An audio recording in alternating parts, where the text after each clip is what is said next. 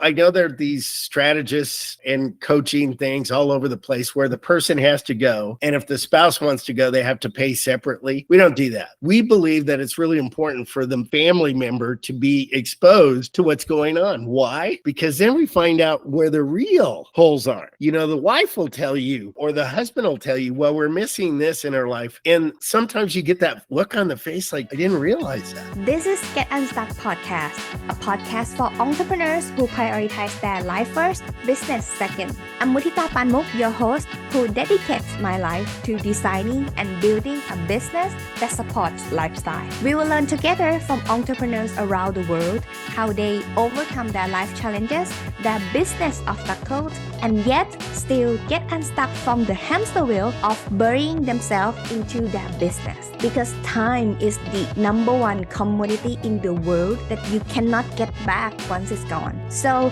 let's shorten the learning curve and see how can we prioritize better. Let's get unstuck. Hi, Get Unstuck Nation. Dean Inniss is the managing partner at Your Best Life Now, an organization that helping people to elevate finance, family, fitness, and faith to maximize their best life through coaching, community, and exclusive once in a lifetime experience. And at Get Unstuck here, we support the philosophy of life first, business second. So I just can't wait to interview our guest today and share the Get Unstuck information with you guys. So please welcome Dean to Get Unstuck podcast today. Hi, Dean. How are you doing? Hi, Matita. I am doing great. I'm excited to be here. Yeah. So I'm so excited because we share the same understanding and the same philosophy. And I'm like, wow, thank God. So finally, I have a guest that understanding the same thing and we working toward the same mission right now. So how you started your business and your entrepreneurial journey? I know that it's pretty broad, but I'm keen to know how.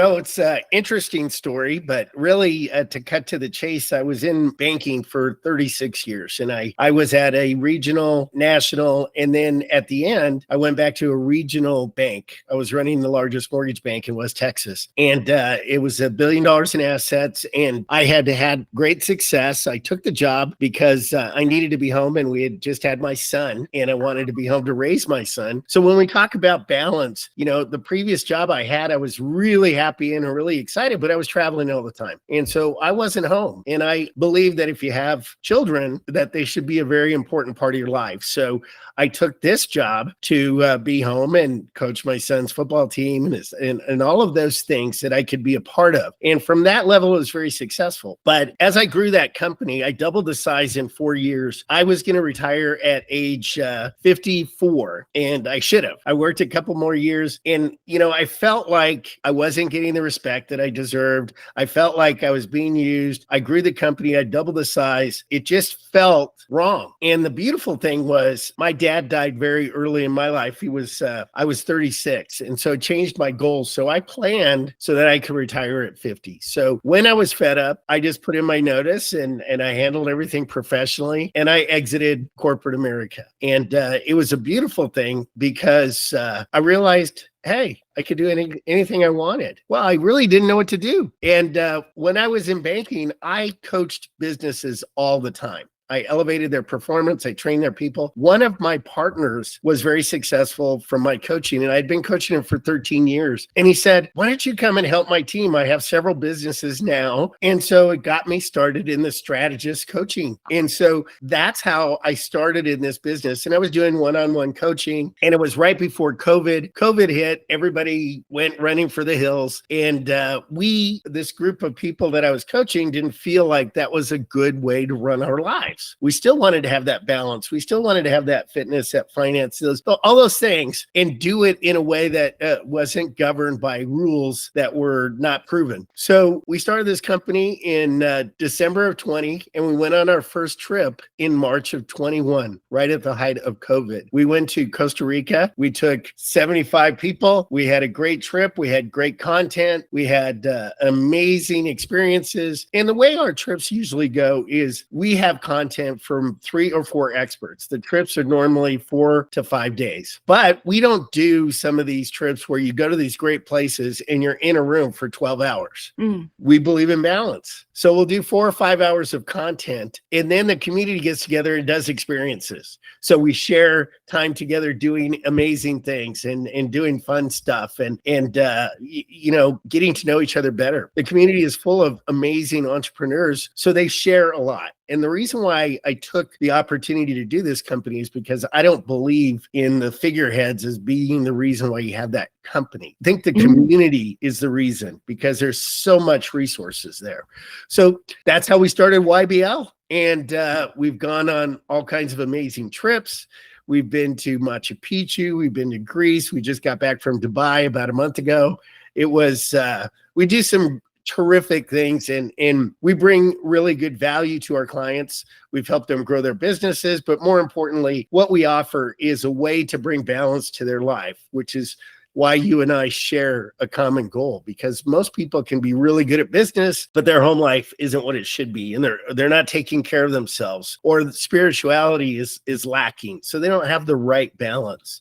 So I think that we share that, and that life first, business second is really the way it should be. So let me ask you this question. What does balance mean to you then? So we ask them first, then we observe, and then we try and offer. We have coaches that talk about family stuff. We have coaches that are spirituality. We have coaches that are business and spirituality. We have myself, I'm a business strategist, right? But I teach discipline and I understand people really well. So I integrate that into my teaching. But we offer a place where they can seek guidance in those areas that they're weak. And then we allow them to find it themselves, and we make suggestions. I think discipline tells you that you have to want and be emotionally vested in that goal in order for you to actually get it. I mean, if you don't have that emotional vesting to be successful in your relationship, you can have the best strategists in the world, the best counselors. It doesn't matter. It won't work. So we deal with real basic stuff first, then we go into the more advanced. Yeah, there are many scenarios that they're just not looking at themselves first, but complain at. Yeah, I can see that. There are many situations that occurs. Oh, I just lost my train of thought. I was like thinking along with when you say. Well, I think with relationships in particular, that perspective is huge. A person can think that they're doing really well with their family because they're providing, and they're a really good provider, but the family doesn't see them or know them because they're a really good provider, but they're not home because they're letting that take up that part of their life.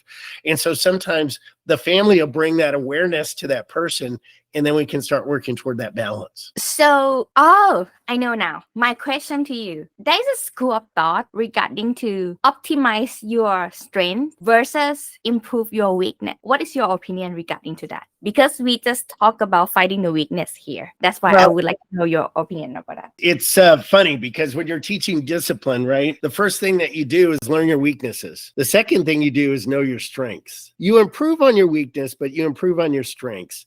Sometimes weaknesses can't be overcome. For instance, I love to dunk a basketball, but I'm not tall enough. And so, why focus on that when I can focus on playing defense and learn to be the very best defender I can be to help my team that way? So the answer to your question is, I believe you should do both. If you have a weakness, you should work on that weakness to the point where you're doing better. But you should always focus on your strengths, because what we've found and what I found in business is if you put a person in a position where they can focus on their strengths, they excel. And then your job with them, both their job is to shield their weaknesses, right? And your job as an employer is to put them in a position where you shield their weaknesses. For example, if you have an accountant that's a terrible people person, but they're an amazing accountant, why would you want to put them in a desk where they're talking to your clients? You wouldn't. You want to put them in a place where they can do what they're really doing the best. They're going to feel the happiest about it. And even though they're weak on that, we'll bring them along and add to their skill sets. But you do focus on strengths. But the short answer is you need to do both. And, improvement first comes from identifying your weakness. I had a temper problem because of the way I felt with that. And it was a weakness. We dealt with it with discipline. It didn't fix my stuttering, but it fixed the fact that I reacted poorly to what I saw other people doing, right? Then I attacked my stuttering. That was a whole different journey. But I think it's important to attack your weaknesses because a lot of times we can overcome them. We just avoid them because they're a weakness. And I think that's human nature. We avoid things that we're not really good at. And sometimes it's just a matter of training. And another thing though, you just mentioned that sometimes that this self-awareness doesn't happen and it could be pointed out from people around you. Is there other ways that it could be discovered? Because this is also something that they not realize it easy. No, awareness. We teach awareness because you have to be aware of your weaknesses. But and your strengths. I mean, when you set up goals, here's an example of awareness.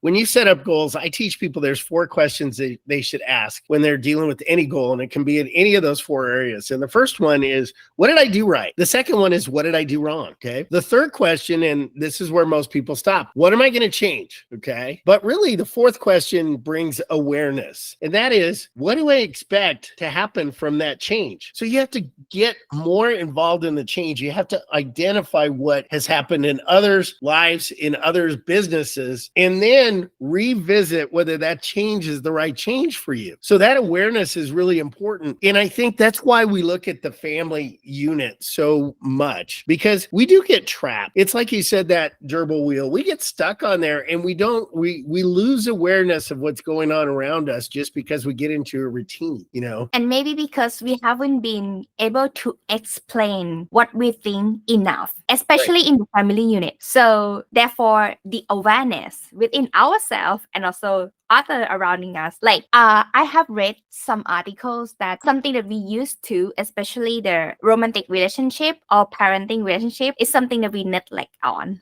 daily basis. If we don't have discipline, like you say, so that you can make a routine and making sure that they feel loved here and being taken care of on daily basis. Like the first day that you started dating or something. You're so right. And I would go a step further and say that one of the problems with awareness is there's so much judgment.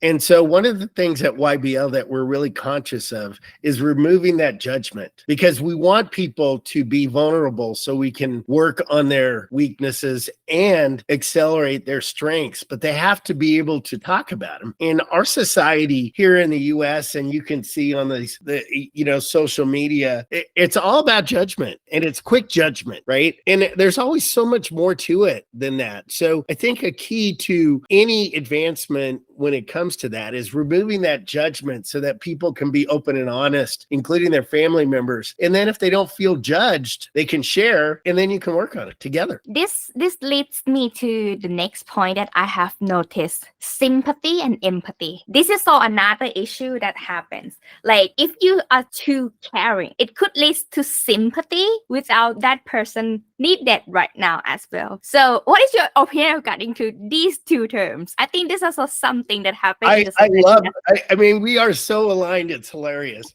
I teach conflict resolution, and conflict resolution begins with empathy, but never uses sympathy. So I believe in empathy, and empathy is, I can understand why you feel that way, and I can understand why you did that. But that doesn't mean I agree with it, nor was it right. And if you sympathize with somebody, you cloud your judgment because you're saying, oh my gosh, I feel so bad for them. Well, then you can't help them unless you identify what the problem is. And that comes from empathy. And empathy is the communication skills that allows you to drop the guard of that person you're dealing with without being sympathetic. And look, I'm not saying you shouldn't be sympathetic, but I'm saying in an environment where you're looking for advancement, empathy is the better tool. In a household situation, this happens a lot. And I have seen, this is something that I noticed. If your family unit hasn't been in alignment, it affect your business. You see Oh, that in your research? absolutely. It, not only affects your business, but it affects your well-being. Mm. And,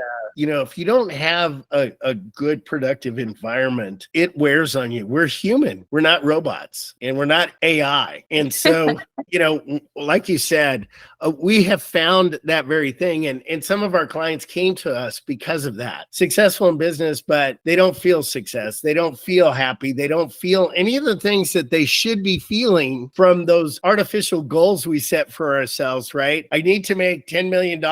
Well, I don't teach. When I'm strategizing with business, I don't teach the goal of money. If their goal is to make money, I really don't want to coach them. Their goal should be choice. And money's a tool. And I agree that money is important, but it's a tool. And whenever you elevate money to the import of being the goal, then other things begin to sacrifice. And to your point, when you don't have a good family life, then you could hide at business for a while, but ultimately it'll decay too. You won't get the because ultimately providers, whether they be a man or a woman, initially start out to take care of their family. That's the initial goal. Then sometimes they get a little more competitive and they're doing things for other reasons instead of that reason. And so there's a disconnect between what their goals are and what they should be, including their family. So absolutely see that a lot. We do. So in case anyone need this alignment back on track, where can they find these resources or like reach out to you for help or something or follow you then, Dean? Well, I'm since I'm old, I'm not hugely active on social media, but my team has got me moving in that direction. So LinkedIn, I'm at Dean Inniss, and Facebook, I'm at Dean Inniss. Instagram, I'm at DJ_Crusade. And you like that? Crusade. I like that.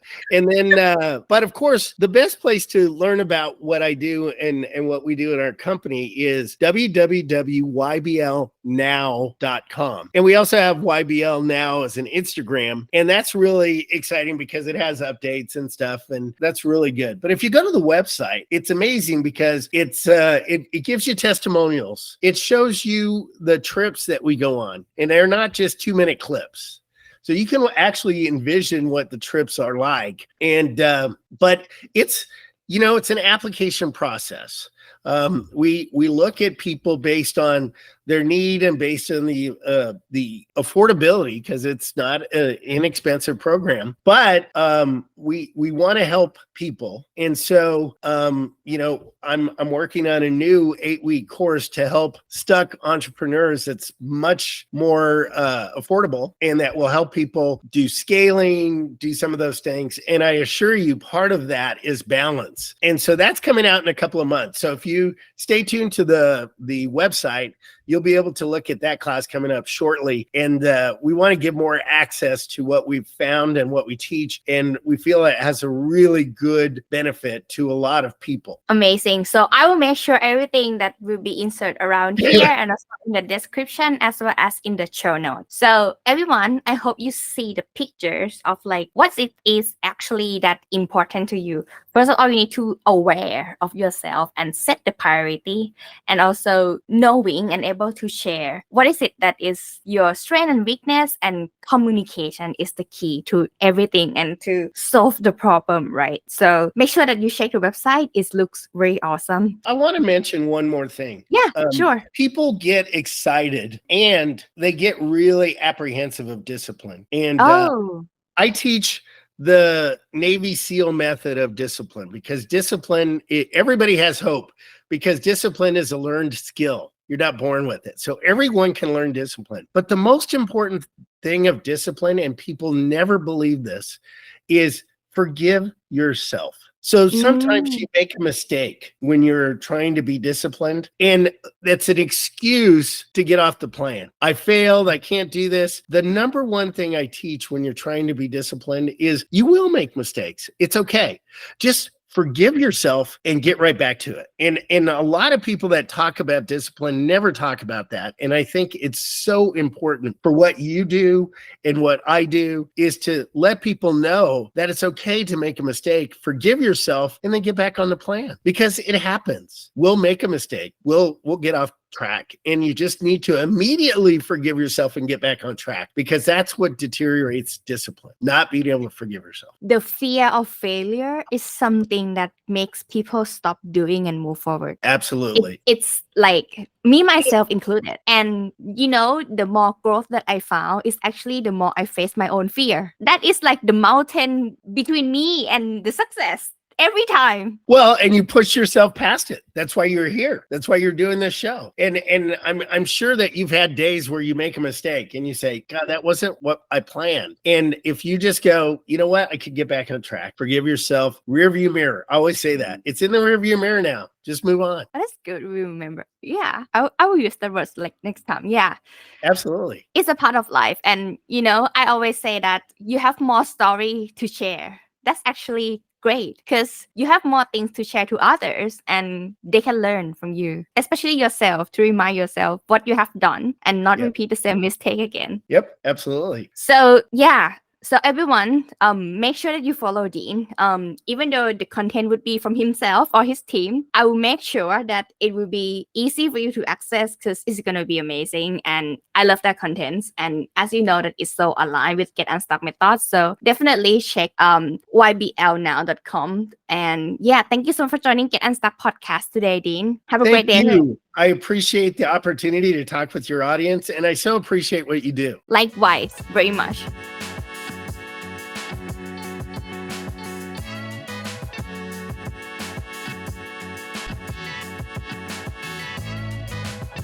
I hope this episode inspires you wherever you are in your entrepreneurial journey, so that you can have your business that supports your lifestyle. Get a show note at getunstuckmethod.com/podcast. Review what we have learned together today and start implementing right now. See it by yourself. The result of your consistent action are worth it. You deserve the freedom to enjoy your life. Until the next episode, let's get unstuck.